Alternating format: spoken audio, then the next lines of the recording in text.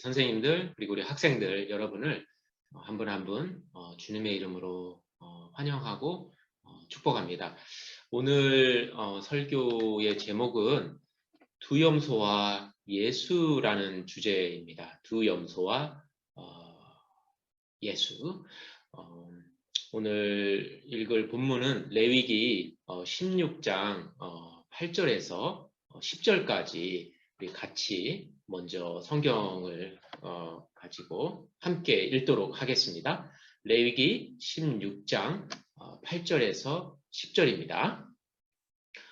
두 염소를 위하여 제비 뽑되 한 제비는 여호와를 위하고 한 제비는 아사셀을 위하여 할지며 아론은 여호와를 위하여 제비 뽑은 염소를 속죄제로 드리고 아사셀을 위하여 제비 뽑은 염소는 산채로 여호와 앞에 두었다가 그것으로 속죄하고 아사셀을 위하여 광야로 보낼지니라. 사실 오늘 설교는 조금 어려울 수 있습니다. 그렇지만 이게 십자가의 복음을 잘 설명해주는 그런 본문이라서 여러분이 귀를 기울이고 들어주시면 좋겠습니다.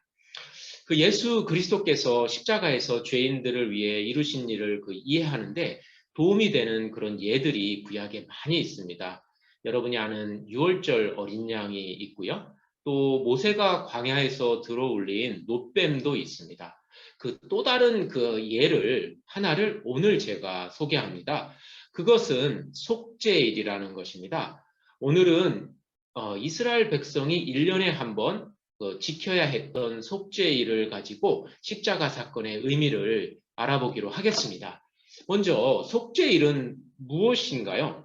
오늘 레위기 본문 오늘 레위기 그 16장 뒷부분 34절에 보면 대제사장 아론은 이스라엘 자손의 모든 죄를 위하여 1년에 한 번 속죄일에 속죄를 하라고 하나님으로부터 명령을 받았습니다. 그 속죄라는 말은 이렇게 죄를 덮어버린다, 또는 죄를 없앤다, 또는 죄를 씻어낸다, 또는 죄를 넓게는 이제 사하다, 이런 뜻입니다. 이스라엘 백성들이 1년 동안 하나님 앞에 지은 모든 죄가 덮어지고 용서를 받기 위해 정해진 날입니다. 이 속죄일이 필요한 이유는 무엇일까요? 제가 이전 설교들에 대해서 여러 번 이야기를 했지만 그 이스라엘 백성이 그 죄를 짓거나 악을 행할 때 그 하나님의 공의로운 법을 어기게 됩니다. 이런 불법과 불의와 악에 대해서 하나님은 그냥 지나치실 수가 없습니다. 죄를 보고도 괜찮다라고 하는 그런 신은 참 하나님이 아니시겠죠. 오히려 공의로우신 하나님은 그 죄를 혐오하시고 그 죄를 범한 자에게 진노를 하십니다. 구약을 읽어보면 곳곳에서 이스라엘 백성들이 범죄할 때 하나님이 진노하시는 것과 그 진노로 인해 죄인들을 심판하시는 모습을 봅니다. 하나님이 죄에 대해 진노하시는 것은 우리의 일상에서도 경험이 됩니다. 어떤 뉴스를 통해서 흉악범의 어떤 소식을 접하면 온 국민이 분노를 합니다. 공분을 하죠. 그런 자는 죽어 마땅하다, 사형에 처하라, 이런 소리를 높입니다. 악이 행해지면 하나님이나 사람이나 분노로 반응하는 것은 당연합니다. 그리고 그 죄인은 그 죄에 합당한 처벌을 받아야 마땅하다고 우리는 생각을 합니다. 이스라엘 백성 가운데 거하시고 함께 광야 생활을 하시는 그 거룩하신 하나님은 죄를 짓는 이스라엘 백성이 그들의 죄로 진멸되지 않도록 속죄일을 마련하셨습니다. 속죄일은 죄를 짓는 이스라엘 백성을 향한 하나님의 은혜의 선물이었습니다. 자, 그러면 이스라엘 백성의 죄악이 불러온 그 하나님의 그 맹렬한 진노와 죄인들의 죄가 어떻게 속죄일에 해결되었는지 같이 보도록 하겠습니다. 먼저 이 속죄일에 이 일을 감당하는 사람은 오직 한 사람입니다. 바로 대제사장입니다. 나머지는 모두 자기 집이나 또는 성막 근처에서 기다리고 지켜보아야만 합니다. 다른 날은 백성이 제사를 위해서 성막으로 오고 제사장들과 레위인들이 여러 제사를 담당했지만 1년에 한 번 있는 속죄일에는 오직 대제사장만 속죄 제사를 진행합니다. 영어로 우리가 원맨 쇼라는 그런 표현이 있는데요. 바로 속죄일에 대제사장이 모든 것을 진행했습니다. 속죄일에는 여러 가지 제사가 진행되지만 그 핵심은 오늘 읽은 본문에 나온 그 두 마리 염소의 제사가 핵심입니다. 아론은 두 마리 염소를 하나님의 그 거하시는 이제 회막으로 이렇게 가져옵니다. 그 회막이라는 것은 그 이스라엘 이제 12지파가 이렇게 동서 이제 남북으로 이제 그 각각의 이제 세 지파씩 진을 이렇게 치는데 그 중앙에 위치한 어떤 천막과 같은 것으로 하나님이 거하시는 곳입니다. 바로 이 하나님의 거하시는 곳으로 대제사장이 그 두 마리의 염소를 가져오는 것이죠. 구체적으로 이 회막의 그 문 앞에 두 마리 염소를 가져옵니다. 그리고 나서 대제사장은 무엇을 할까요? 두 마리 염소를 놓고서 제비를 뽑습니다. 레위기 16장 6절에서 8절 다시 한번 우리 같이 읽을까요? 두 염소를 위하여 제비 뽑되 한 제비는 여호와를 위하고 한 제비는 아사셀을 위하여 할지며 아론은 여호와를 위하여 제비 뽑은 염소를 속죄제로 드리고 아사셀을 위하여 제비 뽑은 염소는 산채로 여호와 앞에 두었다가 그것으로 속죄하고 아사셀을 위하여 광야로 보낼지니라. 두 마리 염소로 제비를 뽑아 한 마리는 여호와를 위해서 그리고 다른 한 마리는 아사셀을 위해서 사용합니다. 아사셀은 나중에 무슨 의미인지 보겠습니다. 여호와를 위해 그 뽑힌 그 제비는 속죄제로 드려집니다. 그리고 아사셀을 위하여 뽑힌 그 염소는 죽이지 않고 이제 산채로 회막문 앞에 두었다가 그 속죄제가 끝나면 첫 번째 염소가 죽고 나면 이제 광야로 이렇게 보내집니다. 두 마리 염소 중에 먼저 여호와를 위해 뽑힌 그 염소가 어떻게 하나님 앞에 속죄제로 드려졌는지 보겠습니다. 온 백성의 죄를 해결하기 위해서 대제사장이 속죄제로 그 정해진 그 염소 있죠? 그 염소를 죽입니다. 그 다음에 그 죽인 염소의 피를 이렇게 그릇에다 이렇게 담아 가지고 하나님의 거하시는 회막 안으로 들어갑니다. 그 회막은 이제 하나님의 거하시는 천막인데 이렇게 두 공간으로 이렇게 이루어져 있습니다. 첫 번째 공간을 성소라고 하고 이곳은 이제 평소에 제사장들이 드나들며 이제 하나님을 섬긴 곳이고요. 먼저 이곳을 대제사장이 들어갑니다. 아까 그 그릇에 그 이제 염소의 피를 가지고 들어가는 거죠. 여기는 어렵지 않게 들어갈 수 있습니다. 문제는 이제 그 두 번째 공간인데요. 그곳은 이제 지성소로 들어가는 것입니다. 이 지성소는 지극히 거룩한 곳이다라는 의미입니다. 이곳에는 이제 언약궤가 있습니다. 그리고 언약궤가 있는데 이 안에 그리고 언약궤를 위에 덮는 덮개가 있습니다. 이 덮개를 속죄소라고 합니다. 속죄소. 하나님이 바로 이 속죄소 위에 임재하신다라고 모세와 아론에게 말씀하셨습니다. 이제 정리하면 하나님이 이스라엘 백성과 함께 거하시고 그들 가운데 이제 함께 하시는데 구체적으로 이제 그 회막에 거하시는 거죠. 그 회막 중에도 성소가 아니라 그 지성소에 있는 언약궤 위에 그 언약궤 덮개인 그 속죄소에 하나님이 임재하신다라는 것이죠.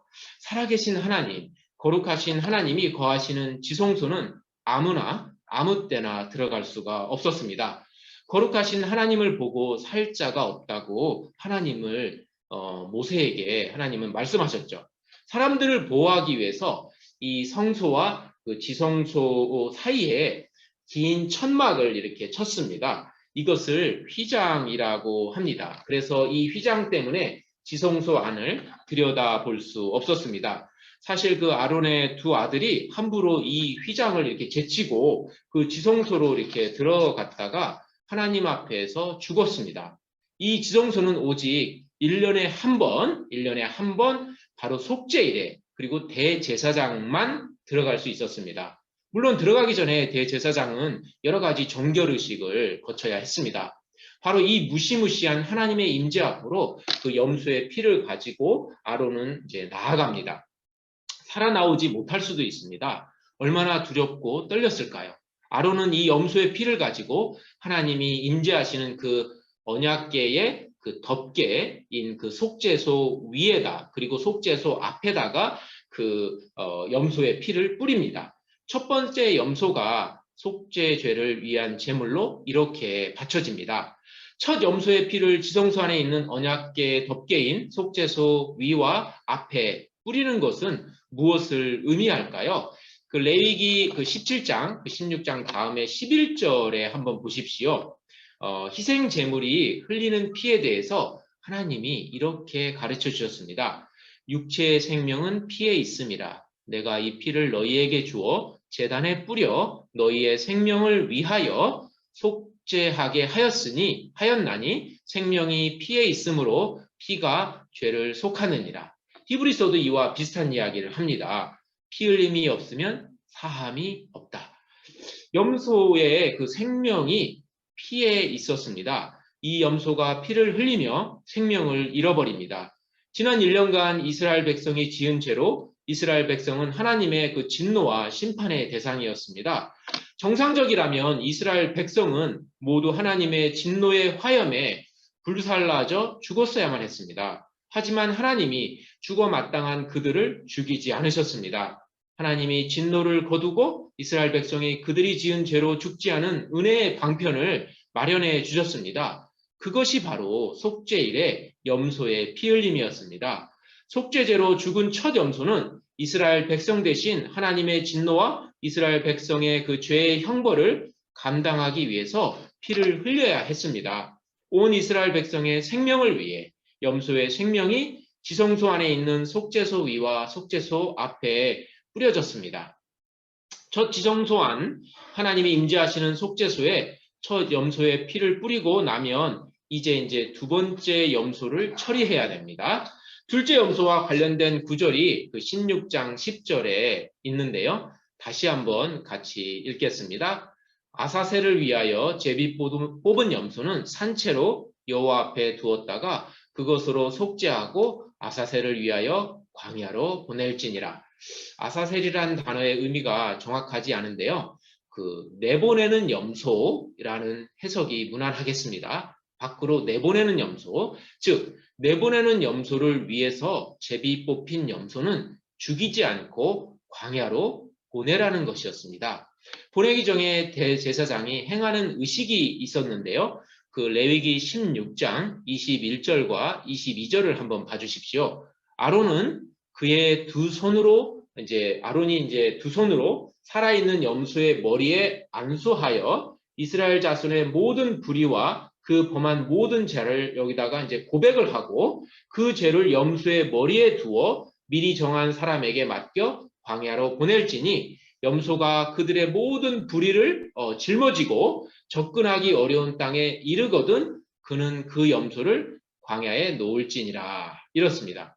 대제사장은 그 자신의 그 두 손으로 살아있는 염소의 머리에 올립니다. 두 손을 올린 상태에서 그는 이스라엘 백성이 범한 그 모든 불의와 저지른 모든 죄악을 고백하고 그것을 그 죄악을 염소에게 이렇게 전가시키는 것입니다. 그리고 이 염소는 이스라엘 백성의 모든 죄를 짊어지고 이스라엘 백성이 있는 그 진영을 떠나서 광야로 아무도 살지 않는 광야로 내버려집니다.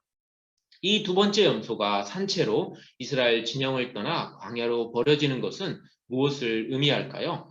첫 번째 염소가 죽음으로 하나님의 진노를 풀어드리고 우리의 죄의 형벌을 감당하는 것을 상징한다면 광야로 사라진 두 번째 염소는 이스라엘 백성의 죄가 염소에게 이렇게 전가가 되는 것과 하나님이 우리의 죄를 용서하실 때 영원히 기억하시지 않으신다는 것을 가르칩니다. 더불어서 죄인은 영원히 하나님과 함께 거할 수 없이 버려진다는 것도 가르쳐줍니다.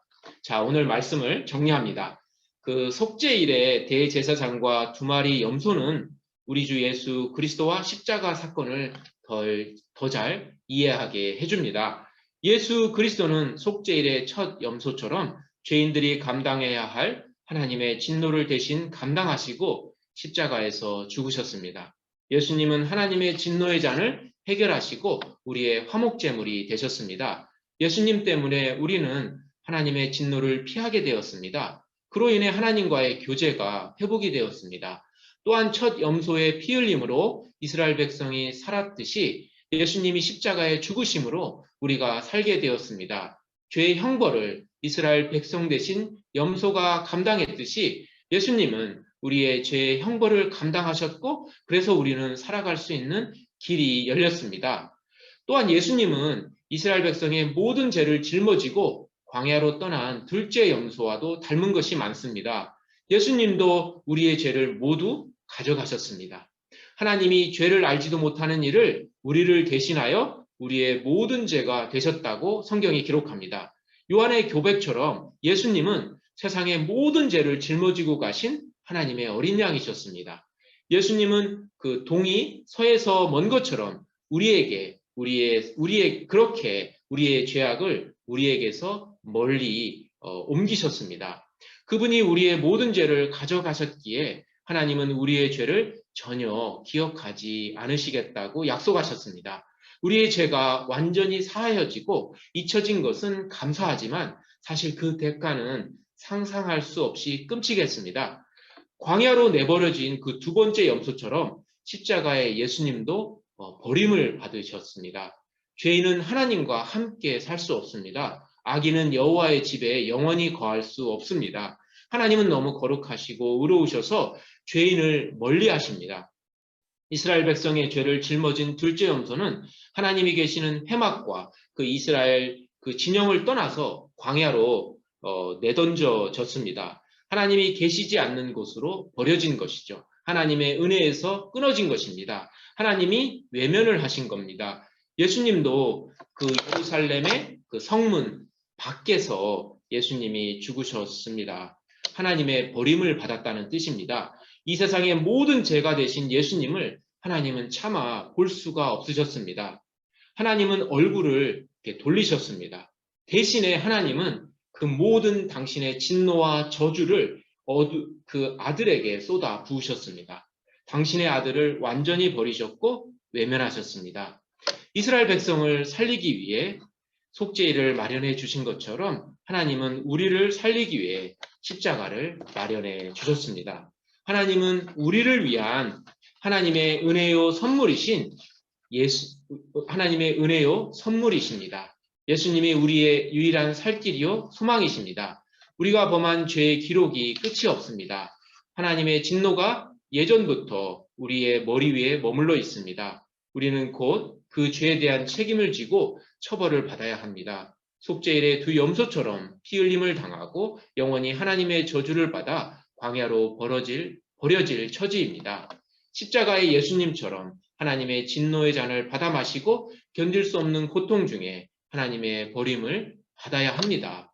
이것을 여러분을 원하십니까? 시간이 별로 없습니다. 예수님께 달려가십시오.